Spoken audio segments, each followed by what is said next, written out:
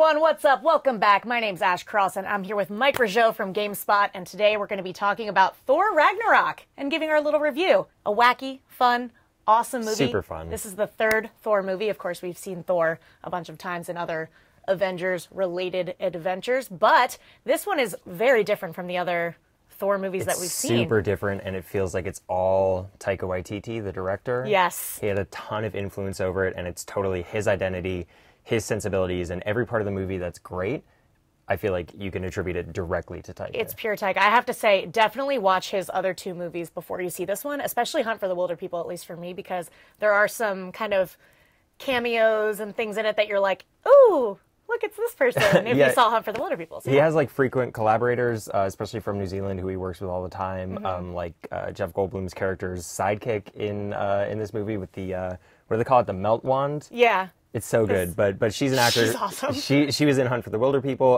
Also, Taika directed and starred in What We Do in the Shadows, which is like this vampire, like, flatmates comedy that's like, it's so good. Like, they're vampires, but their problem is, like, who's gonna do the dishes. It's like, and that's the kind of situational comedy that, like, really makes it into Thor Ragnarok. That was really a surprise for me. Yeah, definitely. And Taika actually has a role in the movie as Korg, which isn't a spoiler because you can't tell it's him, but Korg is really, really, like, probably one of my favorite new characters. Not my favorite. He does the voice. Yeah. And it's right away I was like, that's either Murray, the band manager from Flight of the Conchords, or that's Taika himself. But it's like, it's that kind of, like, soft-spoken, like, Kiwi accent, just saying kind of ridiculous non sequiturs constantly. But it totally, somehow it works. For me, I mean, I would compare Thor Ragnarok to, like, it's like the bright, colorful, funny, like, it's definitely kind of like a Guardian / Doctor Strange kind of era. So if you like those movies, you're 100% going to like it. I'd put it, like, right under Doctor Strange for me. Mine's like Guardians, Doctor Strange. Really? Thor Ragnarok. Oh, I liked it more than Doctor Strange.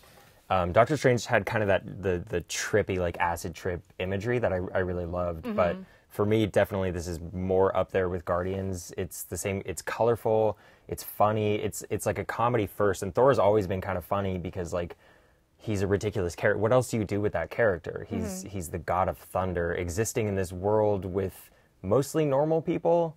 Tony Stark is just like a rich guy, so what do you do with him besides you have to make it a little bit tongue-in-cheek, but this is like multiple steps beyond that. Like, it's really funny. I was wondering, because a lot of people, after they saw it, were saying it was maybe too comedic. Did you think that?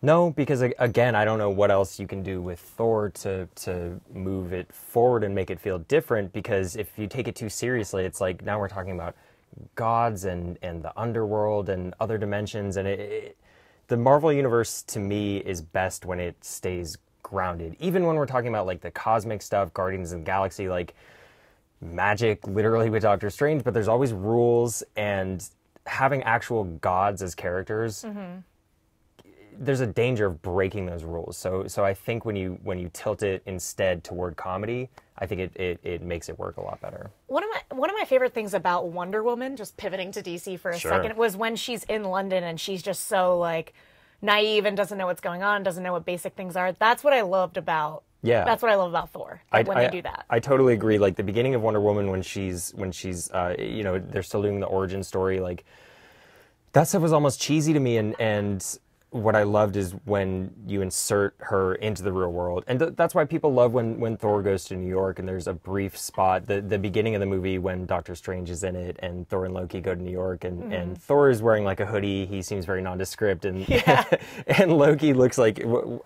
What's the joke they make about it? It looks like he came from someone's funeral. Yeah, like, he's like he's just in all black, and he's got, like, the full black hair. Yeah, I mean, it's a good joke, but also it's like the fish out of water thing, and it's funny. Yeah. Well, they're up against Cate Blanchett's Hela, Goddess of Death. And there's been a lot of talk in the past about Marvel having a villain problem. So the question is Hela, Goddess of Death a good Marvel villain? And I'm going to say, not really. Yeah, I'm gonna go hard no. Hard no. It's not Cate Blanchett's fault. It's not Cate Blanchett's fault. She's amazing. Cate Blanchett is amazing. For me, it was like every time they cut back to Hela's story, I was like, oh my gosh, just get back to Thor, get back to the other part, get back to the fun stuff, because it just felt like this weird B story where I didn't really care what she was doing. It also, to me, it makes no sense. Like, so she's Thor and Loki's sister, and she has all this history with Odin and this history with Asgard. Like literally at one point there's like there's this big set piece, this big mural of Odin benevolently ruling over the people of Asgard, and at one point she literally smashes it, and underneath is a different mural of, Right. of Odin and Hela like ruling with an iron fist and conquering all these realms. And it's like, wouldn't we have heard about this at some point? So she just feels shoehorned into the world in a way that I felt wasn't believable. And then beyond that, her motivation is just I was shut out, and I should rule the Iron Throne. she's the Iron Throne. Yeah. She's just mad. She just wants to conquer Asgard and be in charge. It's just it's a standard world domination thing it's not plausible, and it doesn't really add much. It kind of felt like Marvel was like, okay, we have a villain problem. What worked before?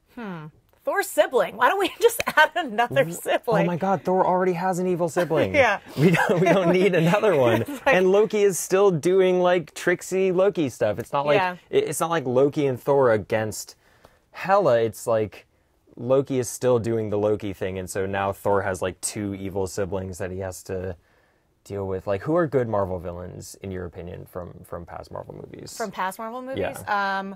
Loki's the best. Loki is the best. I didn't hate Ego the Living Planet.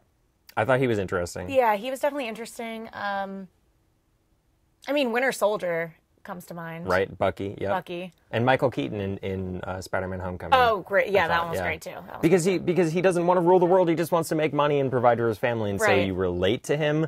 His motivations are realistic. It's a more personal story, and this was none of those things. Well, there's another like side villain in this movie, Grandmaster, played by Jeff Goldblum, and I would have almost liked to see him as just the villain through the whole movie. Like, I would have rather seen a movie that's just him trying to get out of Sakaar.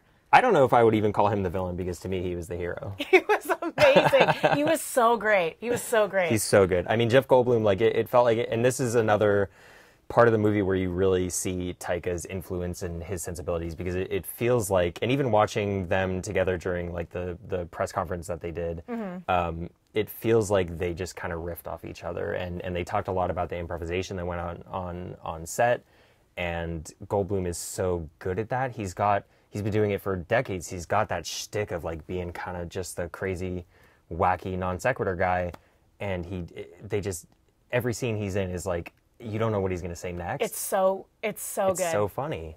It's so good. I loved him. But they also introduced another character. We've got Valkyrie, played by Tessa Thompson, who is going to be everyone's women crush every day after seeing, oh my God. I mean, she just was so, like, captivating every time I saw her, and I related to her because she boozes a lot.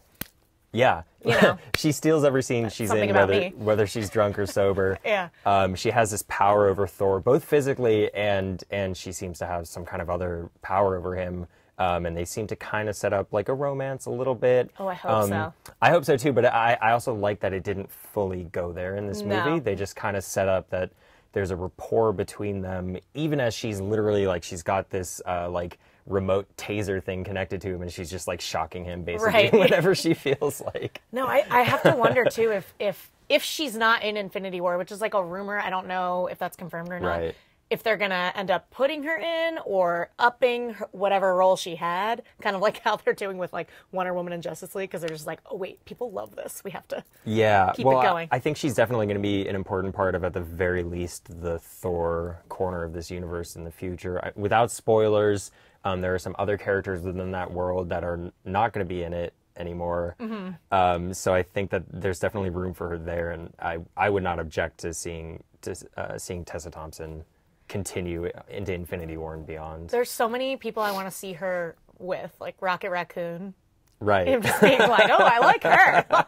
I think he would like her, yeah, and that's so much of the fun is that they've established is how these different worlds cross over and seeing different characters interact with each other. I mean, I'm excited for Thor to meet the Guardians in general, and yeah, having Valkyrie in the mix is definitely.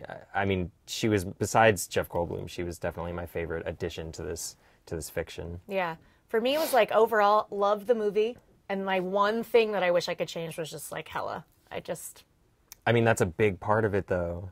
Everything about it was so great that I can almost be like, okay, like I didn't like this part, but I would watch it over and over again just to see all the stuff on Sakaar and all that. Totally. It's one of the, it's definitely on the spectrum of Marvel movies. It is way further toward greatness. It's further toward, in my mind, Guardians, which is my favorite of all of these. Guardians 1. And it has similar sensibilities, and it has a similar fun levity with the way that it treats the source material, and yeah, I love it a lot. And it's just too bad that they can't get over this villain problem. I know. I think they'll bring Taika back for another movie. Well, yeah, sure. Kevin Feige said that they're definitely going to work together again. I mean, if I was Marvel, I would be happy with this, and my takeaway, if I was them, would be that you can get talented directors that have unique, idiosyncratic sensibilities, and you can allow them to imprint themselves on these big blockbuster movies, and the results are good. James Gunn did it with Guardians. I was gonna say, he's the jumping off point. Exactly, yeah, and it works. It does. We have to talk about Karl Urban in this movie as well as Scourge. That guy. Very funny though. I feel like he was overshadowed by some of the other characters, but I loved him. Yeah, I mean, I think Karl Urban is funny. I don't know if Scourge was funny in my opinion. I think when he's running to announce Thor, that was okay, amazing. That's a good gag, but that's like the first 5 minutes, and to me, he spent the rest of the movie kind of just off to the side, scowling at things that Hela was doing. Mm-hmm. I felt like he was underused. Okay, yeah. I can agree with that. The moments that he had were very good. Mm-hmm. He didn't have enough, though. Not enough Scourge. What about Hemsworth? Great Hemsworth. The best Hemsworth. Loving Hemsworth. I mean, he's been so great in so many comedies, and we've seen him play this like straight Thor, and then in this one, he's hilarious. Well, he had funny. I mean, one of my favorite moments from the original Thor is when he chucks that coffee cup down. He says, "More, I love this beverage." Yeah, it's so good, and we're seeing that's the side of Thor that they're really leaning on. Mm-hmm. And to me, Hemsworth has that comic side that we're finally getting to see him really flex. And at the same time, he to me embodies Thor just so perfectly. He is Thor to me. I have nothing bad to say about him. There's a scene too with another Avenger that. I loved their whole dynamic in it, and I loved everything that Thor was doing in that scene. I think I know what you're talking about. Yes. Yeah, it was excellent. But also, I loved Hulk in this movie because it was just a different Bruce Banner, because he had these effects of being Hulk for so long that he was just kind of like, I don't know, like dumbed down, but he was very like on edge at all times. He was childlike, and it was interesting because every time I think every time we've seen the Hulk in the MCU before, when he is the Hulk, he's pretty much just rage mode, and he rarely talks even. Right. And this was definitely the most dialogue as Hulk that we've ever seen, and it's a different side of him. I didn't necessarily feel like it was explained very well, other than the idea that he's been the Hulk for a long time. Yeah. When we pick up with him in this movie, and so maybe he's gotten more used to it, and he's able to express himself a little better. I've only seen in interviews when they're like, well, when he's Hulk for so long and he goes back, the effects are but yeah, they didn't explain it as well in the movie, but. I mean, in context, though, it does work very well, and it's because there's so much of him, they had to. You have to have him talk, and I mean, there's a scene between him and Hemsworth that they're just, it's that Taika humor, but they're just sitting on the edge of the bed, just having an argument. Just having an argument, like they do. It feels like a very intimate, like personal moment between these two characters, and it's the kind of thing that we don't always get to see. We get to see them in these movies when these movies are at their best. So I love that scene, and I'm excited to see where the Hulk goes next. I'm so excited to see this movie again. And I think this goes without saying because it's a Marvel movie, but stay for the credits. Right. Do you have theories about that stinger? That scene? I will say it's very ambiguous. Like it's... Right. Full disclosure, nobody we've spoken with actually knows what the credits tag is. Yeah, so when you see it, you can let us know your thoughts, because I'm sure there's somebody watching that like is so steeped in the comics that they will... Right, it's probably a reference to something that happened in some obscure line from the 70s, for all we know, because everybody I've spoken with has just been like, well, we have theories, but no one can connect it to anything concrete that we've seen. I mean, we'll probably know once Infinity War hits, but... Yeah. So yeah, that's that. So if you see it and you know, just let us know. And that's all we'll say about that, because I don't want to give anything away. Nah. Because I don't need that. I don't need that hate today. I don't need that hate today. Well, I guess we'll leave it there. Overall review, though. Overall takeaway. I mean, it's a definite yes. Definite yes. Yeah, it's with some reservations, but it's just that one thing. Like, Yeah. yeah. But other than that, I absolutely love it. So Yeah. yeah, go see it.